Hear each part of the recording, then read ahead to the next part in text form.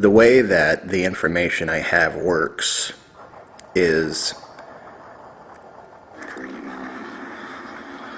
I work with certain entities that give me an outline of what people are ready to hear, and I don't release information until I get the go-ahead. And I've been waiting to release this, and it finally happened. And I want you all to really, really, really consider what I'm about to tell you. I got asked in the time of my absence away from this to speak to a small Christian congregation.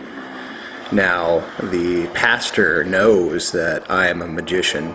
He knows I am pagan to the core.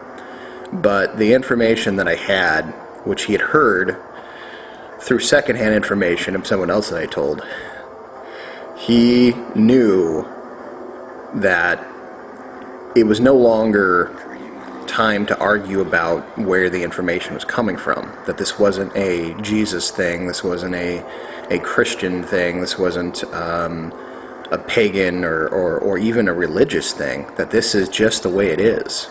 And it's time that we together stood up against those who really, truly are looking to enslave you and kill you. There's no getting away from it. This is one of those things that no one is somehow immune unless they are part of the Illuminati, and then even the most high levels of the Illuminati. It is the equivalent to anything organic in this world needing air.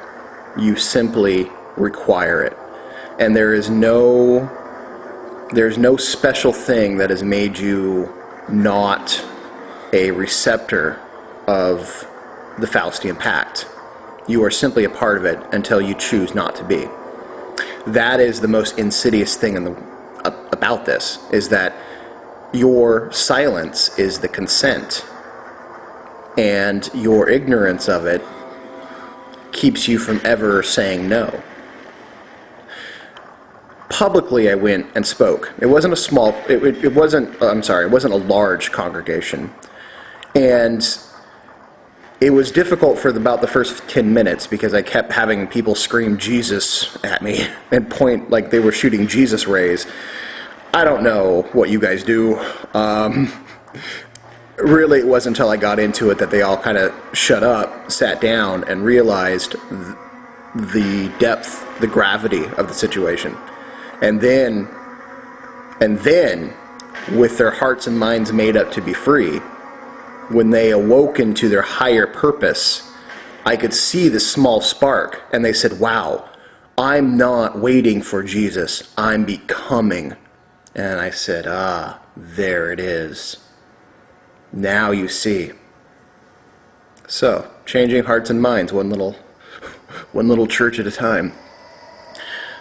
I'm going to talk today about the mark of the beast. I hear a lot of people go, ooh, finally. The mark of the beast is not at all what you think it is. You're not waiting for the mark of the beast. No, you already have it.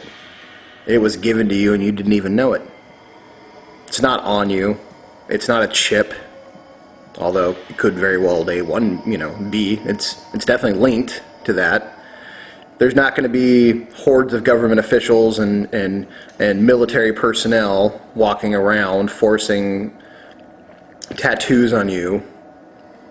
It's already on you. It's already in. That's why the Bible, which being a horrible representation of Kabbalic symbolism, talks about it's either on your forehead or in your hand. Truth is, it's both. Let me explain. When the Faustian Pact was first created, well, I shouldn't say first time because it's been done many times. The last time, the current Faustian Pact, a giant egregore was made, not only of this country, but of the entire world.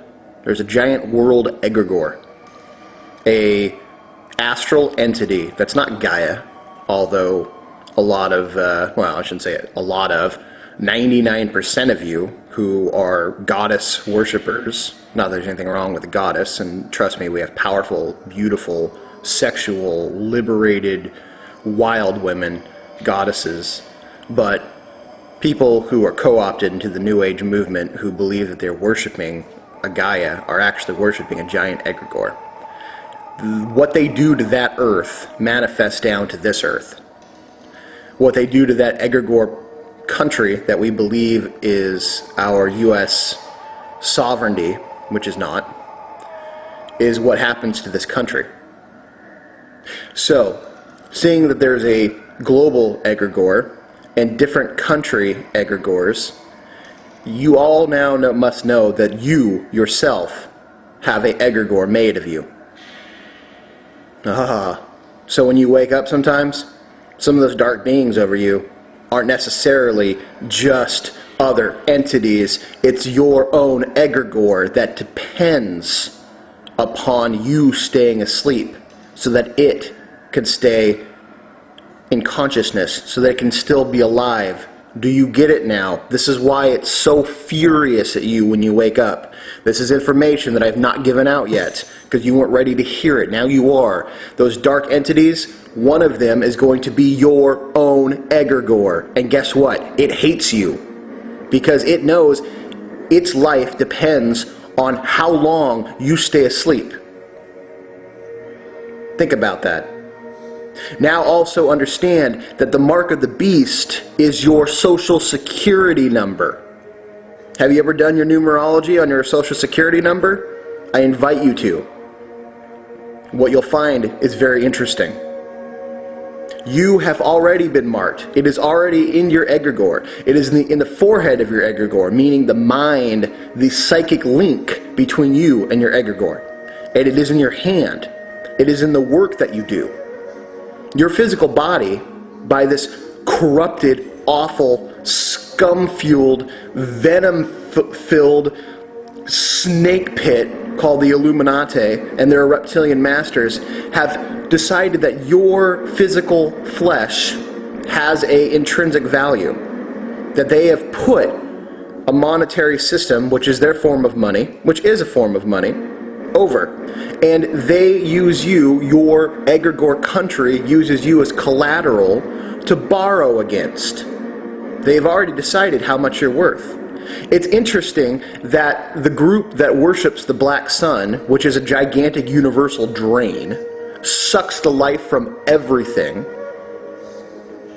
uses debt or emptiness or the negative as their form of creating money.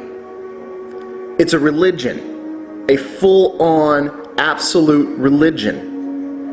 And your egregore is a follower of it, even though you don't know. That is what's going on here. I dreamed, well, I shouldn't say dreamed, I had an astral experience. No, I shouldn't say experience either.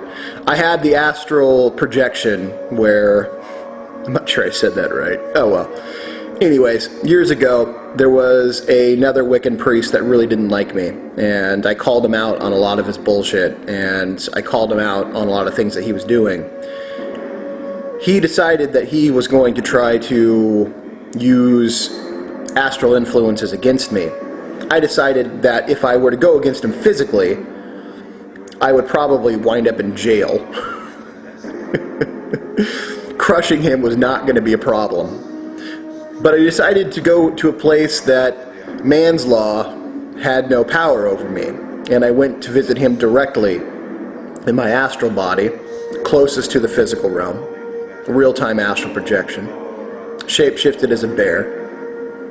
I went into his room, found him sleeping next to his gigantic hag of a wife.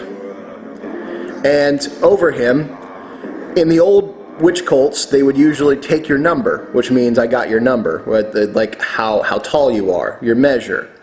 Okay, this is an important thing to have somebody's number, the numeretical energy that creates them. I wanted to take his number, but to my surprise, when I went to call his number to see it, these numbers floated out of his head and kind of made a line above his body. And I memorized those numbers, grabbed them with my astral paw, because I was a bear at the time, and put them in my pocket, which, weirdly, I had a pocket, even being a bear. I wouldn't look into it. But it's all astral world stuff. So I had his number. Like, has someone ever said, hey, I got your number? That means he's got you. Years later, after I used that number to make sure that he knew that I was not someone to mess with, someone who knew him, actually his daughter, yeah, that's another story, saw them and turned white. And she realized that those numbers made up his Social Security number. That's when I began to unravel this mystery of what this Mark of the Beast really is about. And that's when the spirits really started directing me and telling me I'm ready to know more. And so I'm passing this now on to you. The Mark of the Beast, your Social Security number. That is the numerical, energetic collaboration of the egregore that they created, that they control you from. When you get a bill in the mail, because it's a corporate bill, because it's all a corporate fiction, you are not getting billed. Your egregore is getting billed. What they are hoping, and what 99% of the world does, because that's what they've been taught and they don't know any better, is they accept the actions of the egregore. They accept responsibility for that egregore. So when they hit you with fees and taxes, and they come at you with regulation and corporate law here in America, what they're really saying is, we are holding this against your egregore.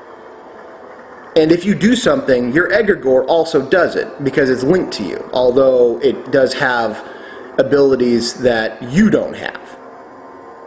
It can move and act in ways that you don't know it can. But because they can link their corporate fiction to your corporate fiction, you unknowingly assume responsibility for your egregore. And then you, the physical you, get punished for something that isn't you, for something that they have no intrinsic right whatsoever to punish you for, to get you. But it's very much, you see, the voodoo doll didn't come from Haiti. In fact, it's a misnomer. The voodoo doll, or the puppet, actually comes from Europe, European witchcraft, where unfortunately most of this Illuminati sickness stems from, currently. It's all European based. The Anglo-Saxon conspiracy. Unfortunately, I carry that blood, that Anglo-Saxon blood. And so it hits me harder than I think most people understand. That's my people doing this. It needs to end. You need to realize that the Mark of the Beast is already on you. You already have it. If you have a Social Security number, guess what? You have the mark. It's time to begin to unravel and take that mark away, or use it against them. Because if it is your egregore, it is something that you now can control. You can use it against them, but you must first understand the Social Security number links it to you. You must begin to do the numerology on your Social Security number to have power over this egregore.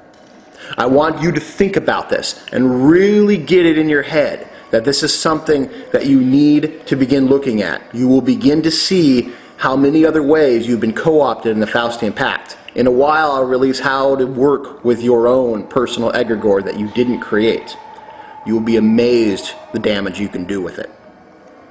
I don't tell this to frighten you. I tell this to awaken you, to strengthen you, and eventually topple the sickness that is the Illuminati.